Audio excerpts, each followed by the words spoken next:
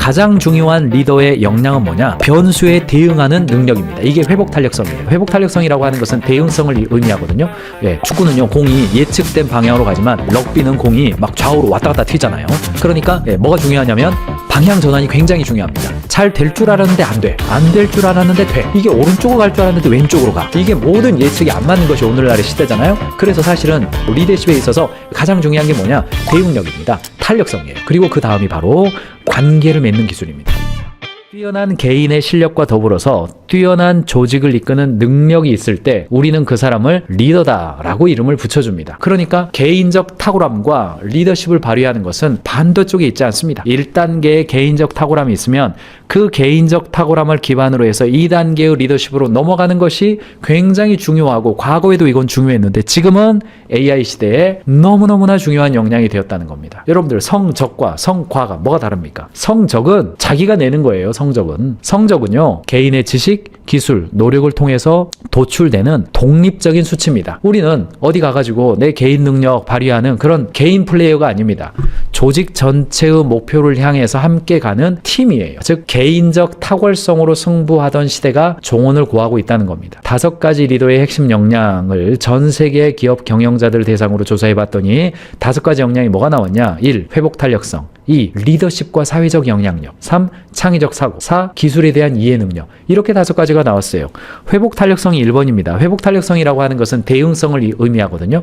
축구는요, 공이 예측된 방향으로 가지만 럭비는 공이 막 좌우로 왔다 갔다 튀잖아요. 그러니까 뭐가 중요하냐면 방향 전환이 굉장히 중요합니다. 가장 중요한 리더의 역량은 뭐냐? 변수에 대응하는 능력입니다. 이게 회복 탄력성이에요. 잘 될 줄 알았는데 안 돼. 안 될 줄 알았는데 돼. 이게 오른쪽으로 갈 줄 알았는데 왼쪽으로 가. 이게 모든 예측이 안 맞는 것이 오늘날의 시대잖아요. 그래서 사실은 실제로 리더십에 있어서 가장 중요한, 경영자에게서 가장 중요한 게 뭐냐? 대응력입니다. 탄력성이에요. 그리고 그 다음이 바로 관계를 맺는 기술입니다. 그냥 탁월성으로 승부하던 시절에서는 개인 업무 완성도 가장 중요하죠. 그 다음에 팀원 협업 만족도 그 다음이고, 조직 성과 달성률은 사실은 개인은 자기에 맡겨진 거 하면 되니까 조직 성과 달성에 영향을 미치는 것은 해당되는 범위 내에서 가장 좋아요. 그러니까 어때요? 승진하죠, 이런 사람들. 개인 업무 완성도 좋죠. 조직 성과 해당되는 분야에서는 최상으로 잘해주죠. 그러면 이제 팀장이 돼요. 그러면 어떤 문제가 생기냐? 개인 업무 완성도 그냥 개인 업무는 잘하니까 돼요. 그런데 팀원 협업 만족도가 최저로 떨어져요. 리더십과 커뮤니케이션 배운 적이 없거든요. 함께 일하는 이 성적이 아니라 성과를 내는 방법을 배운 적이 없거든요. 결과적으로 조직 성과 달성률도 떨어지게 되는 겁니다. 이게 제가 현장에서 맞닥뜨리고 있는 대기업, 중견기업, 중소기업, 스타트업의 모든 영역에 있어서 나타나는 현상입니다. 과거에는요, 이게 앞선 팀장에게 배웠어요. 내가 팀원이다가 팀장이 됐어요? 그러면 선배 팀장한테 이렇게 하면 돼, 저렇게 하면 돼. 아, 그래? 야, 나랑 차 한잔 마시면서 이야기해. 야, 그럴 때는 이렇게 해줘야 돼. 이렇게 배웠어요. 근데 이게 달라졌단 말이에요. 새로운 환경으로 이동해 갔습니다. 그래서 지금은 가장 고통받고 괴로움 받고 있는 사람이 누구다? 중간 관리자들입니다. 중간 관리자들이 가장 고통받고 괴로움을 받고 있습니다.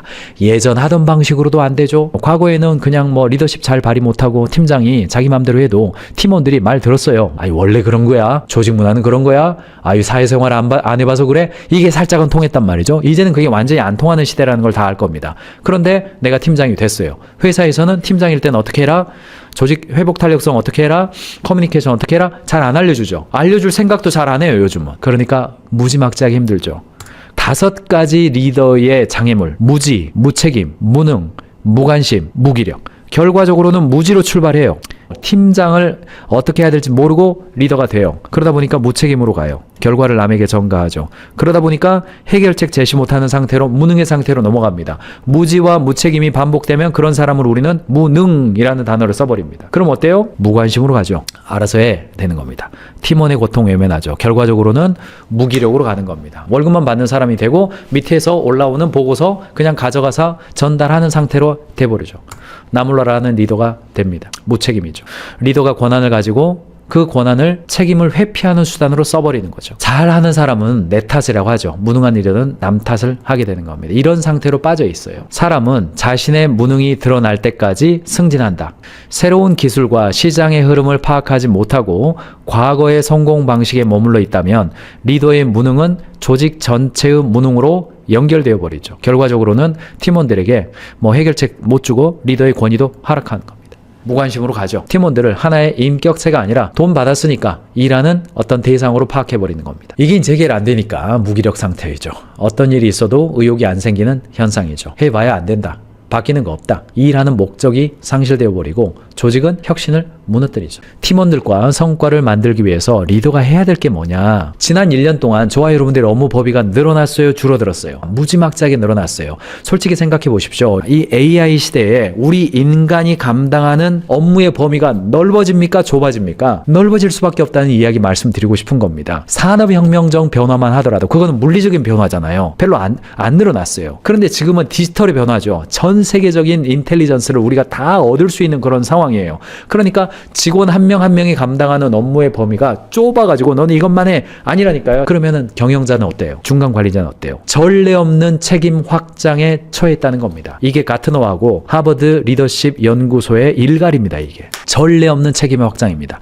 중간 관리자가 그렇다 한들 경영자는 얼마나 많은 책임 속에 우리가 들어와 있습니까? 업무 범위가 무제한으로 넓어졌습니다. 확장된 책임으로 인해 압도당하고 있는 관리자의 비율 75%, 변화를 주도할 준비가 되어 있지 않은 관리자의 비율 69%, 조직 문화에 대한 책임감 결여및 실패 50% 이상 이렇게 되고 있는 겁니다. 게다가 2026년까지 조직의 20%가 AI를 활용해서 조직 구조를 평준화하고 중간 관리직도 축소할 전망입니다. 여러분들 중간 관리자가 축소되면 실무자가 힘듭니까? 아니에요. 경영자가 힘들어요. 행정적 반복 속에 우리가 들어갈 가능성이 있다는 겁니다. 그러면 이제 관리자들은 뭐 해야 되느냐? 우리 조직 안에 분위기를 읽고 구성원들의 감정을 해석하고 혁신을 향한 동기를 유지하게끔 하는 일이 인간 리더가 해야 될 일이더라.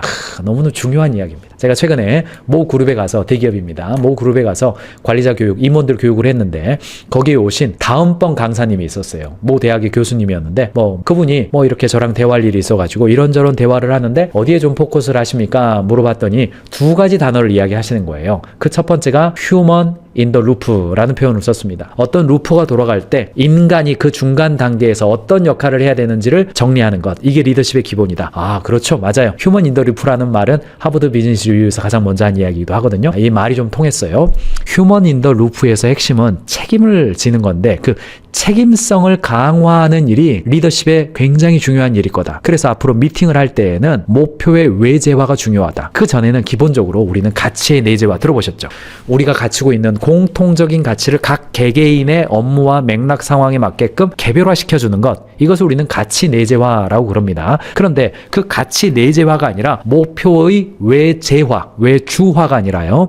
외재화가 중요하다. 무슨 말입니까? 각자 마음속 가지고 있는 목표 있죠. 각자 구성원들이 가지고 있는 마음속에 있는 열망 이런 게 있어요. 그것을 외재화시켜라. 무슨 뜻입니까? 각자 머릿속에 있는 생각들을 공통적인 언어, 이미지, 시간, 플로우의 상태로 공통화시켜주는 거다. 이게 미팅의 방향성이 돼야 된다. 여기까지 우리가 좀 깊은 이야기를 했습니다. 깊은 이야기 했어요. 가치 외재화는 뿌려주는 겁니다. 아, 우리는 이런 거니까 이렇게 합시다. 이렇게 합시다. 구성원들의 마음속에 내재화 시켜주는 거죠. 근데 반대도 중요하다. 구성원들 마음속 가지고 있는 열망을 공통의 언어로 눈에 보이게끔 만들어주는 것. 이게 목표 외재화예요. 자, 이게 적절한 열망의 설정이에요. 그 다음이 가치 기반의 판단력입니다. 이해관계자에 대한 책무성을 가지고 가치가 충돌하는 상황에서의 결단을 내리는 것. 인간의 책임성 중요하다고 말씀드렸잖아요. 그리고 이제 비선형적 성과를 설계하는 것. 20%의 효율 개선이 아닌 10배 성장을 위한 새로운 내러티브와 조직적 조건을 창조하는 것. 이 세 가지를 AI 이후 시대의 리더십이 가져야 될 것이다 라고 이야기를 했어요. 어느 정도 컨셉이 이해가 되시죠? 열망의 설정, 가치 기반의 판단, 비선형적 성과 설계. AI는 선형적이니까요. 로직으로 가니까. 그래서 이제는 리더십은 조직의 영향력, 인간 전체로서의 온전함, 협업, 유기적인 진화, 공동의 창조 이런 키워드들을 이제 제시를 했습니다. 이게 하버드 비즈니스 리뷰의 이야기인 거고요.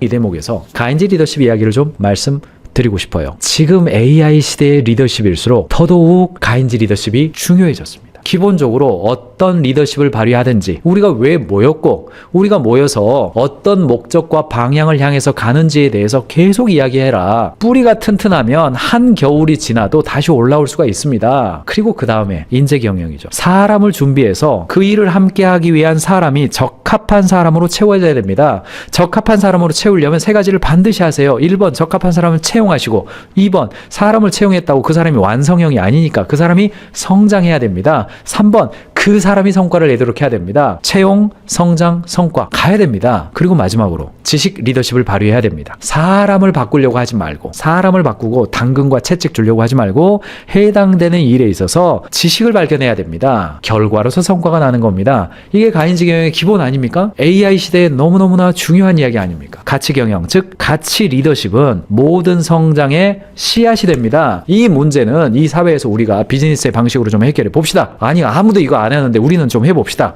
이 불편함 모두가 다 감수하는데 이 불편함 우리가 해결해 줍시다. 아 이거 너무너무 불편한데 아 이거 좀 단축시켜 줍시다. 다양한 고객 가치가 있잖아요. 그거를 분명하게 하는 거라고요. 이게 AI 시대일수록 이 Y의 문제를 해결하는 것이죠. 가치 경영, 가치 리더십은 Y의 문제를 해결해 주는 거예요. Start with Y. 여기서 출발하시라는 거예요. 그리고 그 다음에 사람들을 성장시켜서 그들과 함께 하는 것이죠. 이 일을 할 때 적합한 사람들이 모여야 됩니다. 적합하다라는 말은 뭐예요? 이 일에 관심도 있고 이 일을 해낼 가능성, 즉 강점도 있는 사람을 말합니다. 그래서 인재 경영은 약점을 지적하고 고치려고 하는 것이 아니라 그 사람이 원래 잘하는 것이 빛나도록 해주는 것이 인재 경영, 인재 리더십입니다. 그래서 그 사람이 성장하면 회사도 조직도 함께 성장하게 되는 거죠. 그래서 의미 채용을 해야 됩니다. 우리 회사에 오면 당신의 가능성이 이렇게 빛납니다. 우리 회사에 오면 이러이러한 단계로 성장하고 성과도 내서 행복하게 일할 수 있습니다. 이게 가인지 경영의 가지를 세워 올리는 겁니다. 기둥을 세워 올리는 거예요. 그리고 마지막이 지식 경영, 지식 리더십이죠.